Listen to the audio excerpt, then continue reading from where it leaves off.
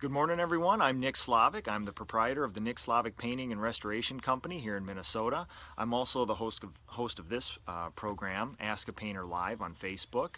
It's a weekly segment, normally at 9 a.m.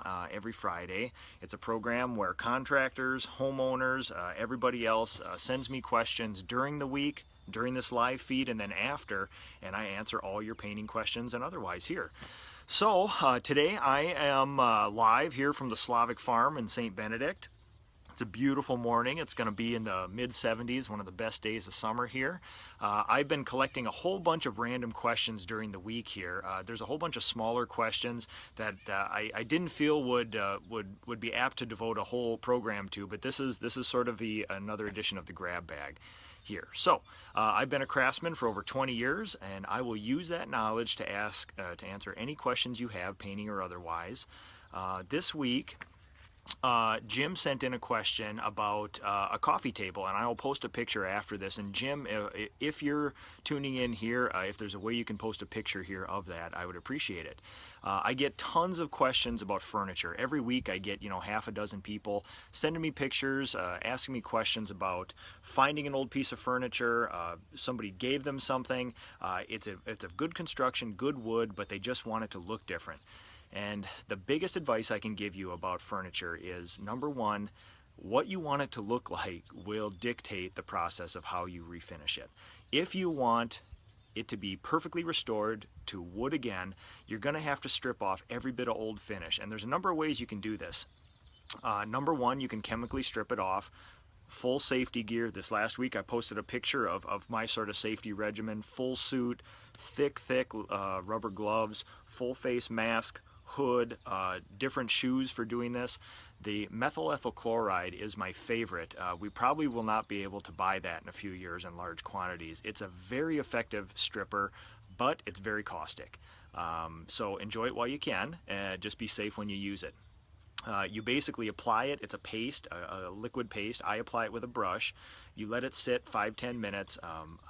One of my little restoration tricks from restoring a bunch of antique furniture is I actually cover it with poly sheeting, plastic sheeting, to let that chemical soak in a little more.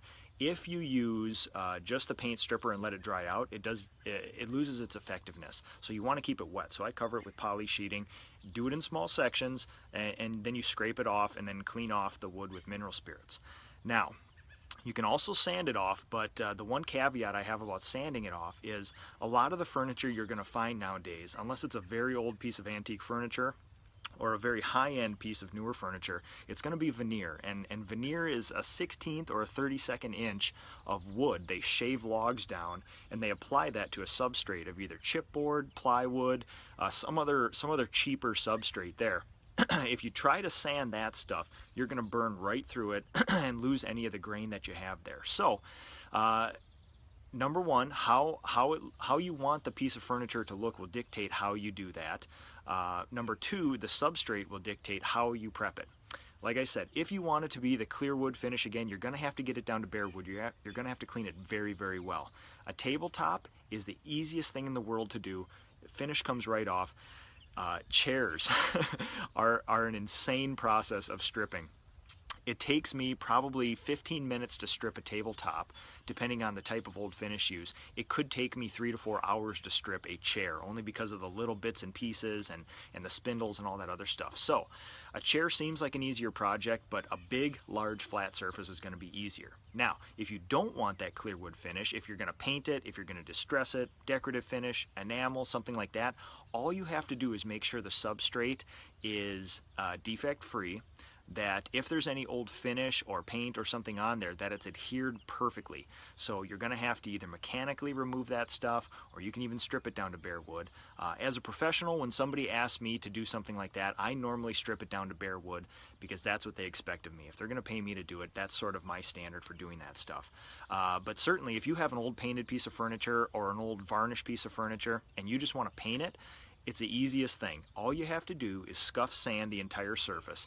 And by scuff sand, I don't mean take a huge orbital sander or a rotary sander and just grind the heck out of it. You can certainly do that, but all you have to do is take that existing finish, scuff it up so it's got a little tooth to it, You can do a test patch of primer, and for those of you who have seen this before, you know I'm a huge fan of adhesion tests. There's two of them. There's the scratch test, and then there's the crosshatch test. So tables are a really nice thing because a lot of times you can flip those tops over, and on the back side of them you can do your adhesion test, or even test of the stripping process that you want to use.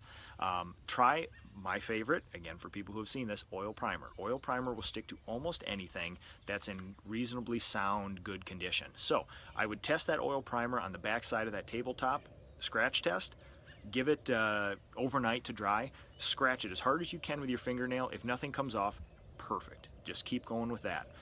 If you're getting a little bit of delamination or some of it comes off, you're going to have to go with more prep. Sand it a little more, use alcohol, even use a paint deglosser. It's sold at all big box stores, hardware stores, things like that. It'll actually dull the finish, make it soft, and then more acceptable to finish. The crosshatch test as well, like we've gone over before. Put your test patch of primer down, crosshatch it with a razor blade, not that deep, just to get down into the original finish. Put a piece of masking tape over, burnish with your finger, and then pull off like that. If you have anything on the back of that masking tape, it's not sound and not ready to go forward. So, as far as finishes go for these tabletops, I mean, it's not like an interior wall where you can only do so many things to it. Furniture, you can do 1,000 different options to it. Simplest one is just repainting a single color. Oil prime it. After you oil prime it, sand the oil primer smooth. Again, not with a random orbital sander, but with a hand sanding pad. You're not trying to remove primer, you're trying to make it smooth. The oil primers that I use in my shop, you can actually sand those glass smooth where it's just a perfect substrate. I shop vac off all that sanding dust, and then I use a tack rag, which is a microfiber cloth dipped in water, wrung all the way out so it's barely wet to the touch, and then slowly get all that sanding dust off of there. Then you're ready for top coat. Do not use wall paint. If you can get away from using an acrylic or a water-based paint, do that. My two favorite things to coat furniture and trim and doors and things like that are actual true enamels. An enamel is an actual harder version of paint. If you think of the latex wall paint that you use in your house, if you were to pour a little bit of that out on a flat surface, let it dry, peel it up, that stuff is flexible and rubbery, you can stretch it, this and that. With an enamel, if you did the same thing, it'll dry rock hard. There'll be very little flexibility in that, no give. Those are enamels. True enamels are very hard to work with, but they give you that hard finish. So any of you who have seen an old lead and oil paint in an old farmhouse, usually it ends up being gloss in my neck of the woods. That stuff you can scrub with a Scotch-Brite pad and acid, and it won't even dull the finish. It's a rock hard paint. Today's newer versions, if you can use pure oil, use pure oil. Again, harder to work with, so there's risk and reward. It smells a little worse, longer drying time, a little more difficult to work with, harder to clean out the brushes, but what you get in return is a super hard finish. Now, in the last bunch of years here, Benjamin Moore, Sherwin-Williams, all the other big brands, they've come out with what's called hybrid enamels, where everybody for the longest time has had the pure oils, they've had the pure water-based acrylics, and those were good too. Even the water-based acrylics that are trim enamels dry pretty hard. But in the past couple of years, they've actually combined the two, where they take an oil molecule and they emulsify it in water. So water then becomes the vehicle. Whether you spray it or you have a brush, the water is what gets the oil molecule to the substrate. When the water evaporates, you're left with an oil. And on most of my new construction projects, a lot of my furniture projects, I've sort of messed with the hybrids quite a bit. From work with traditional oils for 2 decades, you know what they feel like, you know what they look like, you know how they go on. They go smoother, they get a much better finish. These new hybrids, they are very close to approximating that 100% pure traditional oil. So I like them. When you see the finished product, you're left with something that's super hard. I've done staircases with them before. I've done furniture, many new homes, doors, windows, trim, everything else I've done with that hybrid stuff, and it's a very good finish. And the benefit of that is that if you clean up your equipment quickly, it's soap and water cleanup. There's not a lot of terrible smell to it, and it also sands very well. any of the latex or the acrylics, even enamels, what you want to do between coats is sand them, and acrylics and latexes don't sand all that well. These oils and these hybrids, they sand really well. You can get them glass smooth between coats. So, to sort of recap there, if you have a piece of furniture that is either painted or varnished and you want it to be another clear finish, you got to get a perfect bare wood substrate. You can apply your stain and then at least 2 coats of either a polyurethane or an oil varnish to give it that look. If you're just going for a painted, all you have to do is make sure whatever there is in good sound shape, and then prime it, add to that with an enamel. Now, from this painted, then you can start getting into decorative finishes. The easiest one to do is a distressed finish, where you simply just knock off the edges here and there to simulate wear over the years. In my shop, sometimes people ask me to distress not only furniture but also millwork, baseboard, casing, doors. There was a project a couple years ago in the shop where we had a whole bunch of doors that the people wanted to look, 200 years old. So I actually have this set of tools. I have old bricks, I have different chains, this and that, and I distress the whole thing to simulate all the dents and the dings and things like that. And then you simply follow the same finishing processes. But it's very subjective process. You can do too much, you can do too little, you can do it unevenly. So you're just going to have to experiment. For this homeowner, I actually bought a bunch of pine boards to simulate the wood on these doors, and I distressed them for them, brought them through the finishing process, and I got their approval on it. So if you guys have any other questions, or if I skipped over something of particular interest as far as furniture, I will definitely be covering that in the future. It's such a huge topic, and I get so many questions, but that's sort of the gist. You're kind of at a crossroads between what you want it to look like when you start, and that sort of dictates your process for going around it. Getting a clear wood finish on old pieces of furniture is very tough because they have to be defect free. So don't beat yourself up about it. Be patient with it and just give yourself enough time to get the right process and the products down. I also received some other questions this week. Anna Laterno, she had a couple questions for me. She has a vanity in her house that was stained and varnished. It was painted and now it's chipping, and she asked me, can I just prime it and paint over it, and will that solve the problem? It will not, sadly. Whatever coating is on there now is a failed coating process, and until you remove all that coating, you will not get a good system over that. If somebody were to bring me, excuse me, I've got a little bugs on the farm here. If somebody were to bring me a vanity in my shop that had been stained and varnished, they painted it and it's chipping now, I would strip it all down and start over.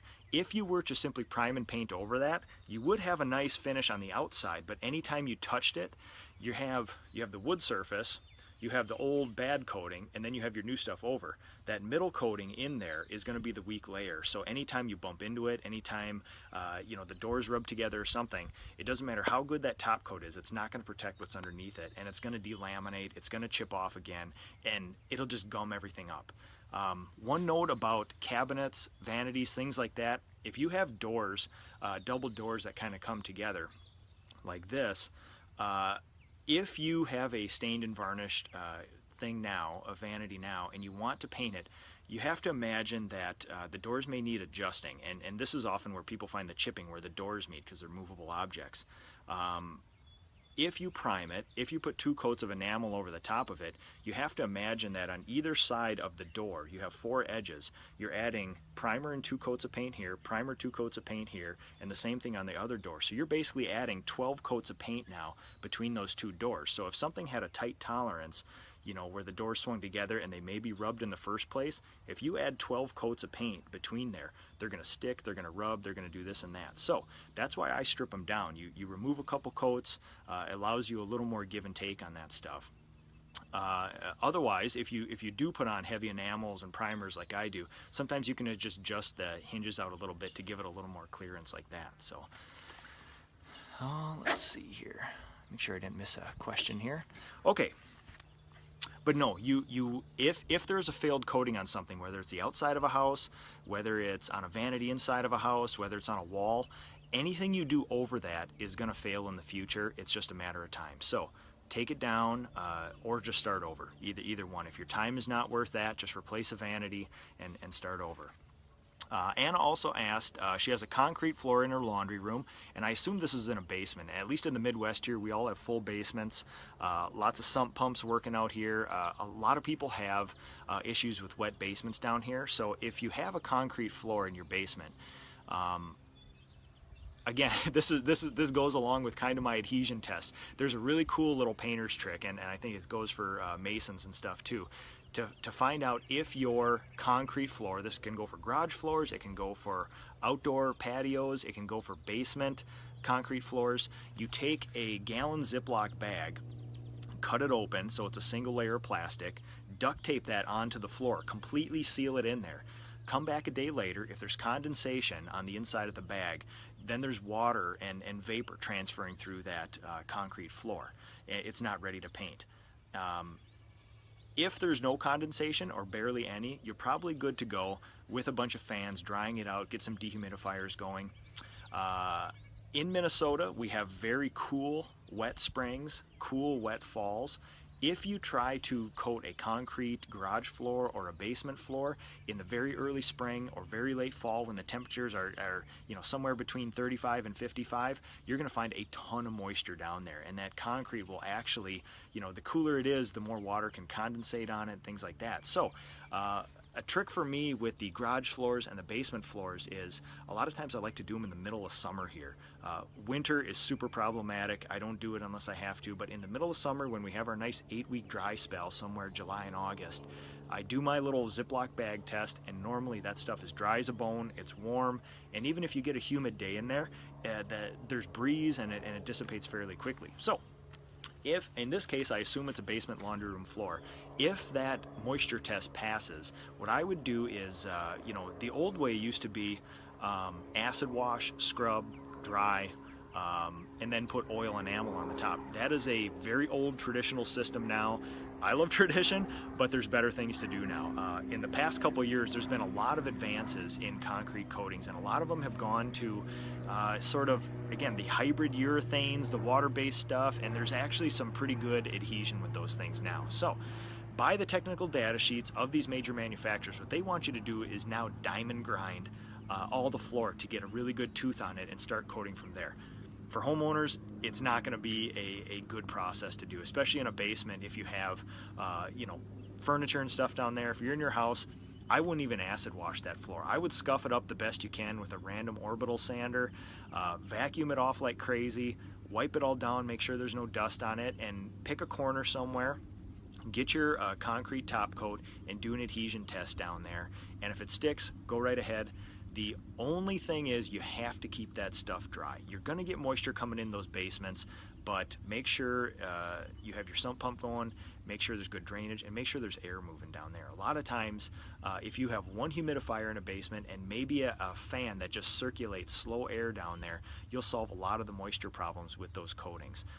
Especially in Minnesota here, if you do get a little water in the basement on a really heavy rain occurrence, it'll peel that stuff right up like nothing, because moisture does go in and out of concrete. It's a porous material. But there's a lot of great concrete coatings now.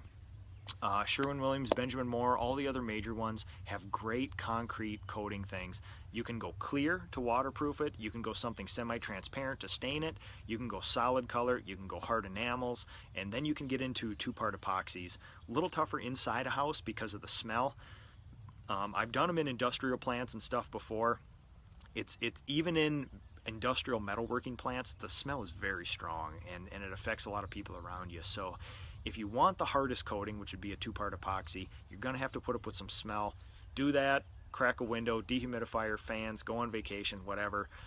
But I've had good luck with that. I did my own floor in my house. Mine had been coated many, many years ago. I live in a 1918 home, and the concrete floor has already been coated in my house. So I sanded it, I scraped it, I got every loose thing up possible. I made sure to do my moisture test, and I used a porch and floor enamel, actually. It's a 100% acrylic, made for masonry, and I've had really good luck with that stuff. I've used gloss oil in the past too, but it's a very rigid, very hard, impermeable coating, and it doesn't allow moisture to come through. So when you get a little bit of moisture, that oil, that old gloss oil that we've used for 30 years now, will come right up. So I switch mine to acrylic, and it's actually lasts longer than that. But it is, think of like the enamel we just talked about. It dries harder. It's something you can mop, something you can scrub. It does really well. And also, Anna's last question, a brick facade on the exterior. Anything is paintable. You just have to know how to prep it, and you have to have reasonable expectations about how long it's going to last or the maintenance schedule. Any of these brick facades out on the front of the house, any of these stone facades, they can all be painted. You just have to make sure they're in good condition, they're adhered to the house well, and priming and painting is a very critical process for masonry outside. There is a great product through Sherwin-Williams that I showed on when I redid that 130-year-old stucco house. It's Loxon XP. It's actually a 2-coat direct over masonry process. I am usually skeptical of things that you don't have to prime, but I've used this process for 10 years. I actually did the Chamber of Commerce in my hometown of New Prague, right on Main Street, and it was unpainted stucco, uncoated stucco. That was maybe 20 to 30 years old. And I applied 2 coats of this stuff, brush and roller, and it looks as good as the day I put on. It's just an amazing product. It gets full south and west sun on it all day. Harsh heat and everything from the blacktop on Main Street. It's a phenomenal product, and I haven't had one defect, one failure using that now. And I know Benjamin Moore has a product like that as well. It's just, that's the one I started on years ago. But yeah, brush and roller is key to that stuff. Brick is a little more tedious on the house depending on the reveal. If you have a lot of, if the mortar joints are very deep, you're going to have to get in there with a brush, with something to touch those up. But otherwise, if you're going to paint the brick on the front of your house, make sure it's dust free with either pressure washing or blowing it off, compressed air, brushing it by hand to get all the stuff off. And then again, adhesion test, pretty simple. If you're scared or worried about the process of doing that, you think you're going to create a peeling situation in the years down the road, go to one of the major paint manufacturers' stores. There is a paint rep that works in every one of those stores, and they have a territory, and they call upon usually 200 to 300 painters per store. Normally they call on just professionals, but if you have a very particular project, they will actually write you up a spec for that project. When I encounter something new or something that I'm a little bit iffy about and I just want a second opinion, I'll call one of my paint reps. They'll meet me at the site, and they will actually write me up a spec based on technical data sheets for that project. They'll say, you must prep it to this standard, then you apply this, then you apply this, and a lot of times they'll actually give you coating thicknesses, wet mill thicknesses or dry mill thicknesses. And that's a little technical for the homeowner, but for pros like me, it's very useful, because when I spray industrial pole sheds or other things, a lot of times the thickness of the coating applied wet is very critical. If you put it on too thick, it'll peel. Too thin, and it won't help you. But these reps are here. They will come to homeowners' houses with particular projects, and they'll actually consult you on it. They'll say, use this product, prep it this way, and you'll get these results. They might even be able to point you in the right direction to other houses that have done it, or contractors that can help you that have done that particular process. So yeah, always query as many people as you can. If you know a paint professional, ask them what they've used, what they've had luck with. Ask your big stores.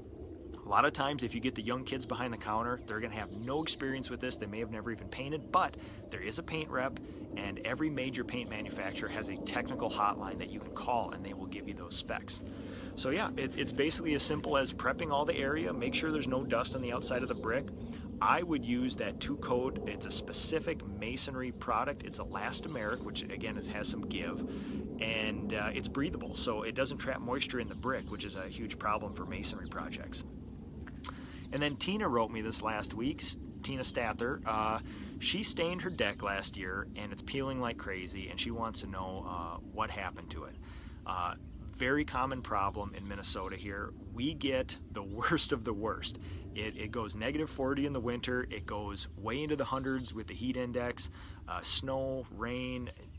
It all happens here. So this is sort of the proving ground for decks. If you want that cedar look for the rest of the deck's life when you build it new, you're going to have to do something to it every year. Now, it's very critical that first year you actually get the right product. If you go to one of the big box stores and ask the pimply kid behind the counter how do I do my deck? He's going to walk over, he's going to give you a can of water-based semi-transparent deck stain, and it will completely fail. When she wrote me and said that within a year it all peeled, I'm surprised it lasted even a year. She probably started seeing peeling about 6 months ago. This reeks of water-based semi-transparent deck stain.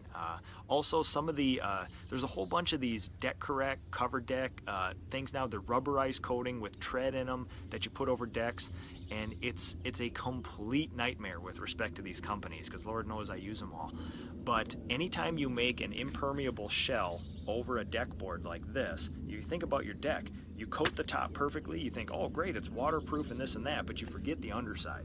The underside of that deck is completely bare, and underneath your deck there's normally you know, on my deck it's only a couple feet off the ground, so and on the north side of the house, so it's moist soil underneath there. So on a hot day you're going to get that water evaporating up from the ground. It hits that bare wood, goes into the wood, and then it hits this impermeable shell, and it does nothing but peel. So when I hear this, when people call me on the phone and say within a year my deck is peeling, I can almost guarantee them within 2 guesses what product they use and how they put it on. And it almost always is a water-based semi-transparent stain. There are a lot of things that have come out in the last bunch of years that are water-based that I have turned to because they're better for my health. They turn out a better product, they last longer, they do a better job, but there are still some things that old traditional ways cannot beat. And oil on a deck or oil on wood is something that just cannot be beat. So for the love of God, do not use water-based coatings on your deck if you don't have to. All the major stain manufacturers, Cabot, Benjamin Moore, Sherwin-Williams has them too, maybe to a lesser extent, but they still have traditional oil lines of stain. A lot of them are going to, again, the hybrids,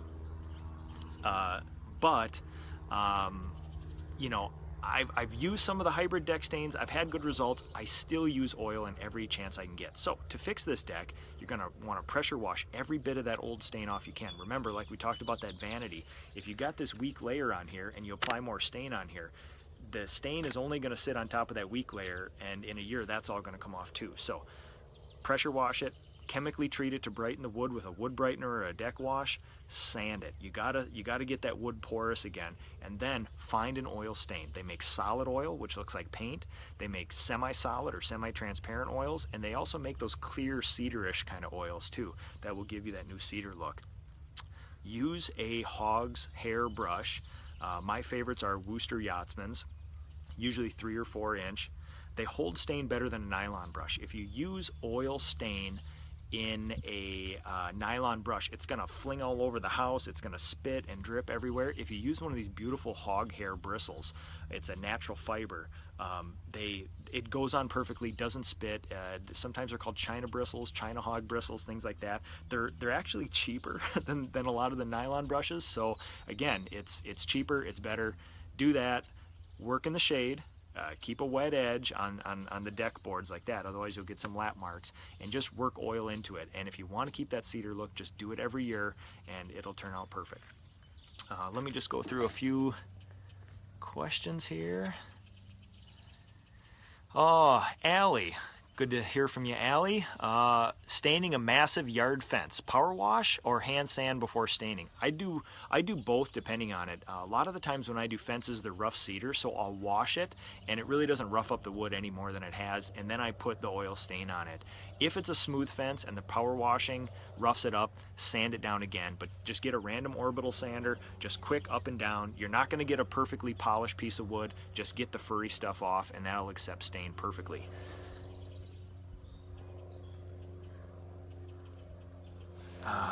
Joyce got a whole bunch of furniture products or projects coming up. If you guys have, sometimes it's easier to answer specific furniture questions. If you have a piece, just like Jim sent me a picture, tell me what it is, describe the wood surface to me, describe what you want it to look like, and I can be a little more specific, because with furniture you can go 1,000 different ways. I mean, right now in my shop I have a 1940s Northwest Airlines desk, a beautiful oak sort of municipal desk like that. I completely took the thing down to bare wood, restained it, and I'm in the process of oiling it now, and it's a really cool piece. But again, even with me, I'll probably have 25 to 30 hours into refinishing a desk, and that's with a complete finishing shop, all the tools, all the knowledge. So it just takes a while. And Sheena asked, would you do the same for your stained outdoor pillars, needing an oil-based stain? Yeah, any outdoor project, again, the finish you want it to look like will dictate your process. If you have those sort of, a lot of the newer homes nowadays have the Craftsman sort of tapered pillars like that, made out of cedar. A lot of times solid cedar strips, cedar plywood in the middle. If they're old and gray and worn, get some wood brightener sold at any hardware store, dilute it to the proper ratio, spray it on there, and you'll see the wood like brighten in front of your eyes from the old gray to new cedar. Pressure wash that stuff, sand it, and then at that point, if you got all the old finish off, you can either stain it with an oil stain or you can paint it. I assume you'd probably want stain again. One of the Cadillac processes of wood finishing outside, Sikkens has a great line. Sikkens is a company that originally made a bunch of wood finishing projects for log homes, things like that. So some of their stuff is as thick as horse glue, but all those old log homes are preserved perfectly by it. One of their products, my deck, I use a one coat every year process, the same process that I described to you guys. On my hot tub, it was an old cedar hot tub that I found on Craigslist. Completely refinished it, stripped it all down to wood, and then Sikkens has this product called C-Tol, and it's a 3-step process.